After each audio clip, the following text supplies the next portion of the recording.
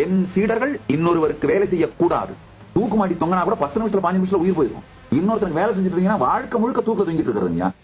மூடத்தனமா தேவாரம் திருவாசகம் படிச்சா என் பையனுக்கு பின்னாடி வேலை கிடைக்கும். அதெல்லாம் இந்த மிடில் கிளாஸ் தருதரம் முடிச்ச இந்த 70s 80sல நம்ம அப்பா அம்மாங்க ஏமாந்து போன மாதிரி பிரெயின் வாஷ் மூளை செலவு பண்ணப்பட்டு அந்த மாதிரி நாசமா போகாதீங்க.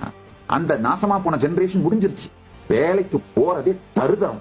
வேலைக்கு போகணும்னு நினைக்கிறதே மிகப்பெரிய மோசமான லூசுத்தனமான தருதரம் முடிச்ச புத்திங்க. நம்முடைய வாழ்க்கையை நாம் உருவாக்கிக்க முடியுங்க.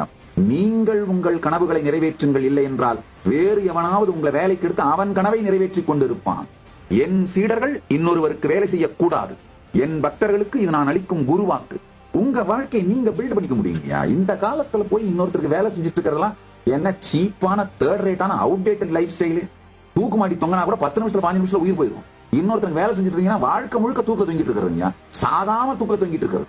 உங்கள் வாழ்க்கையை நீங்கள் கட்டமைத்துக் கொள்ளுகின்ற வாழ்க்கையை பாருங்க. Be your own pass.